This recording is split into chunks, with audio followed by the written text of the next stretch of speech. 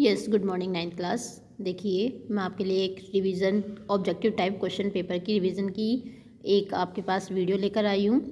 आपको किस तरीके के मल्टीपल चॉइस क्वेश्चंस आएंगे उसके रिगार्डिंग कुछ क्वेश्चंस बनाए हैं मैंने, ठीक है, कि किस तरह के क्वेश्चंस आते हैं। तो मैं जो आपको क्वेश्चन करा रही हूँ ये मैं हिंट दे रही हूँ कि इस तरह के क्वेश्चंस आएंगे। इन क्वेश्चंस को आप एग्ज़ाम पर्पज़ से प्रिपेयर कर लीजिएगा। जैसे कि आपको पता है 20 आपके MCQ क्वेश्चंस आते हैं, ठीक है। तो उसी के बिहाफ पर मैंने 20 क्वेश्चंस तैयार किए हैं और 20 क्या मैं एक्स्ट्रा क्वेश्चंस आपके तैयार करूँगी। डैट मीन्स जरूरी नहीं है कि सारे 20 बताऊँ, कभी 10 कभी 5, इस तरीके से रिवीजन क्वेश्चंस मैं आपको बताती हूँ, ठीक है। देखिए, जैसे फर्स्ट क्वेश्चन आपका किस तरीके से आ सकता है, जैसे who develop C language. C language किसने डेवलप की थी। आपके पास 4 ऑप्शंस आएंगे, बट मैंने 4 ऑप्शन लिखे नहीं है, मैं डायरेक्टली आपको आंसर बता रही हूँ। आपको पता है केन थॉमसन और डेनिस रिची दोनों ने आपकी सी लैंग्वेज डेवलप की थी, लेकिन जो केन थॉमसन थे उन्होंने सिर्फ उनकी हेल्प की थी। जो आइडिया था इसके पीछे, जो मेन डेवलपमेंट का काम था, वो डेनिस रिची का था। तो इसलिए इसका आंसर डेनिस रिची आएगा, ठीक है। तो डेनिस रिची इसका आंसर है, हु डेवलप सी लैंग्वेज। तो जो भी आप ऑप्शन आए उस ऑप्शन में आप देख लीजिएगा कौन है इसके आंसर, डेनिस रिची। उसके बाद which is use to represent the program in the form of pictures. Means pictures जो प्रोग्राम होता है उसे जिसको हम पिक्चर्स की फॉर्म में रिप्रेजेंट करते हैं उसको हम क्या बोलते हैं, फ्लो चार्ट, ठीक है। आपको पता है फ्लो चार्ट क्या होता है, पिक्टोरियल रिप्रेजेंटेशन होता है, ठीक है। अब देखो मैंने पिक्चर्स बोला है तो सीधी सी बात है, पिक्चर्स बोला है तो इसका आंसर क्या आएगा, फ्लो चार्ट।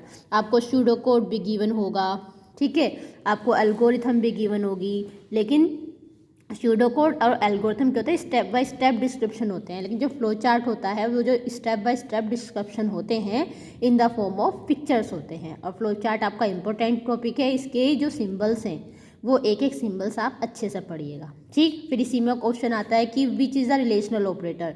रिलेशनल ऑपरेटर क्या करते हैं, ठीक है। रिलेशनल ऑपरेटर के साइन आइडेंटिफाई करिए, तो greater than, less than, equal to, less than equal to, greater than equal to, ये सभी आपके रिलेशनल ऑपरेटर होते हैं। जो भी आपके ऑप्शंस गिवन होगा उसमें से आपको सही रिलेशनल ऑपरेटर अगर आपको फाइंड आउट करना है तो वो फाइंड आउट करने से पहले आपको ऑपरेटर्स भी पता होने चाहिए। रिलेशनल ऑपरेटर क्या करता है, कंपेयर करता है किसको, टू वैल्यूज़ को, ठीक है। तो ये क्वेश्चन भी आपका अच्छा बनता है। फिर अगर आपको सपोज इस तरीके से क्वेश्चन दिया हुआ है x इक्वल्स टू 7/2, ठीक है, कि x की वैल्यू 7/2 है, तो x का आंसर क्या आएगा, ठीक है। अब देखो बीच में क्या साइन दिया हुआ है, मोड। मैंने आपको 2 चीज़ बताई थी, एक होता है आपका मोड और एक होता है डिवीज़न, ठीक है। ये तो आपका डिवीज़न है, ठीक, और ये साइन किसका है, आपका मोड का।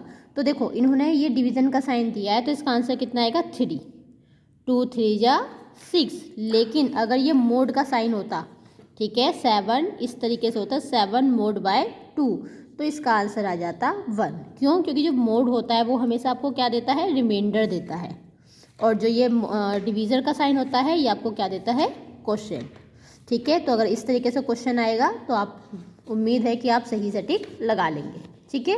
फिर shape of terminal box. Terminal box क्या होता है, जो आपके प्रोग्राम को स्टार्ट और स्टॉप करता है, जो आपके फ्लो चार्ट को स्टार्ट और स्टॉप करता है वो क्या होता है, आपका टर्मिनल बॉक्स। तो आपसे पूछा जा सकता है कि जो टर्मिनल बॉक्स की शेप है वो कौन सी होती है या उसकी शेप कैसी होती है। तो देखो आपको दिखाई दे रहा होगा आपकी कैसी शेप है, ओवल। तो आप इसका टिक क्या लगा देंगे, ओवल शेप लगा देंगे। इतनी बात आपको समझ में आ रही होगी, ठीक है। हालांकि ये सब मैंने पढ़ाया हुआ है, लेकिन क्योंकि ये रिवीजन का टाइम है, आपके एग्ज़ाम आने वाले हैं, इसीलिए मैं ये रिवीजन करा रही हूँ। सेम आपका डिसीजन बॉक्स होता है। अगर देखो क्वेश्चन घूम जाते हैं यहाँ से, अगर आपसे पूछा जाए कि डिसीजन बॉक्स क्या करता है, ठीक है, तो क्या करते हैं, टेक डिसीजन लेता है। डिसीजन मतलब कंपेयर करता है, जो आप कंडीशन लगाओगे वो आप किस में लगाओगे, डिसीजन बॉक्स में लगाओगे कि वैल्यू आपकी ग्रेटर है या लेस है, 2 वैल्यूज़ को आपस में क्या करता है, कंपेयर करता है। बात करते हैं इसकी शेप की, तो इसकी शेप कौन सी होती है, डायमंड, ठीक है, इसको डायमंड शेप बोला जाता है। एंड टू कंपेयर 2 वैल्यूज़, तो ये किसका काम है, आपका डिसीजन बॉक्स का। फिर बात करते हैं शेप ऑफ कनेक्टर। कनेक्टर क्या होता है, बेसिकली जब आपकी जो फ्लो चार्ट होता है वो कॉम्प्लेक्स होता है, 1 पेज में आपका कनेक्ट नहीं होता, सपोज 2 पेज हमें कनेक्ट करने होते हैं, तो हम क्या करते हैं, किसी सिंबल से उसको ये आइडेंटिफाई कराते हैं कि this is the part of the same flow chart, ठीक है। तो हमने यहाँ कनेक्टर का ऐसा साइन बना देते हैं, ठीक है, और दोनों का सेम नेम रखेंगे। सपोज अगर मैंने यहाँ लिखा है B2 तो यहाँ पर भी क्या आएगा, B2। डैट मीन्स ये दोनों एक साथ क्या हैं, कनेक्टेड हैं। तो कनेक्टर की शेप कौन सी हो गई, ये आपको दिखाई दे रही होगी, सर्कल। क्लियर। उसके बाद इसी की अगर हम बात करें, सी इज़ आ, सी कौन सी लैंग्वेज है आपकी, तो ये है आपकी लो लेवल लैंग्वेज। अगर LLL लिखा जाए तो कंफ्यूज मत होइएगा, इसको हम क्या बोलते हैं, लो लेवल लैंग्वेज। एक होती है हाई लेवल लैंग्वेज और एक होती है आपकी लो लेवल लैंग्वेज, ठीक है। लेकिन जो आपकी सी लैंग्वेज है वो क्या है, आपकी मिडल लेवल लैंग्वेज है, मिडल लेवल लैंग्वेज है ये आपकी, ठीक है। लो लेवल लैंग्वेज नहीं है, इसमें लो लेवल लैंग्वेज और हाई लेवल लैंग्वेज के दोनों के फीचर्स होते हैं, इसीलिए इसको क्या कहा जाता है, मिडल लेवल लैंग्वेज कहा जाता है, ठीक है। तो C is a middle level language.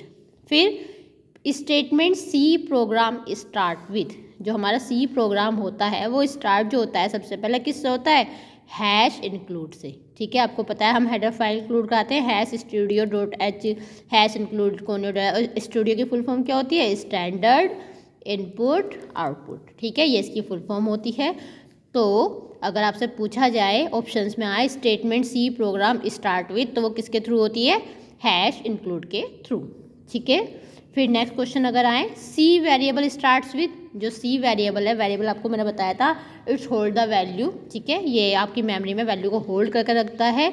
और सी वेरिएबल की जो वैल्यू है वो चेंज होती रहती है, डायनेमिक होती है। तो अगर ये स्टार्ट होता है तो ये किससे होता है, अल्फ़ाबेट से। मैंने इसके रूल्स बताए थे कि ये दोनों सिंबल्स और अल्फ़ाबेट और नंबर्स दोनों से मिलकर बना होता है, लेकिन हमेशा ये जैसे स्टार्ट होगा तो ये किससे होगा, अल्फ़ाबेट से। नंबर्स हमें बाद में ही हम लिखेंगे, जैसे num1 num2, और इसमें कोई भी स्पेशल सिंबल हम यूज़ नहीं करते other than under score. Suppose आपने सिंपल इंटरेस्ट लिखा है तो S_I, इस तरीके से हम लिखते हैं, ठीक है। तो इसके जो रूल्स ऑफ वेरिएबल्स होते हैं ये भी इम्पोर्टेंट है, इसको भी आप अच्छे से लर्न कर लीजिएगा। तो देखिए आज बेसिकली ये छोटे छोटे 10 क्वेश्चंस आपके साथ लेकर आई हूँ। इन 10 क्वेश्चंस को आप रिवाइज कर लीजिएगा, इसी में से 1 वर्ड के क्वेश्चन भी बन सकते हैं, ऑब्जेक्टिव के भी क्वेश्चन आ सकते हैं। इसी तरीके से मैं आपके लिए आगे और भी वीडियो लेकर आऊँगी। फिलहाल आज मैं आपके साथ एक छोटी सी 10 क्वेश्चंस की वीडियोज़ लेकर आई हूँ। इन्हीं के बेस पर आपके ऑब्जेक्टिव क्वेश्चंस होते हैं, इन्हीं के बेस पर आपके 1 वर्ड भी क्वेश्चन होते हैं। तो इन क्वेश्चंस को आप प्लीज़ नोट इट डाउन कर लीजिएगा। हालांकि सब आपकी बुक में से है, लेकिन क्योंकि एग्ज़ाम टाइम चल रहा है, रिवीजन कराना ज़रूरी है, तो मैंने ये वीडियो आपके लिए बनाई है। आपके और कोई भी क्वेरी है तो आप कमेंट बॉक्स पर डाल सकते हैं, किसी के रिगार्डिंग अगर वीडियो बननी है तो। और आज के लिए इतना ही। मेरे चैनल को सब्सक्राइब और फॉलो करना ना भूलें। Goodbye, thank you.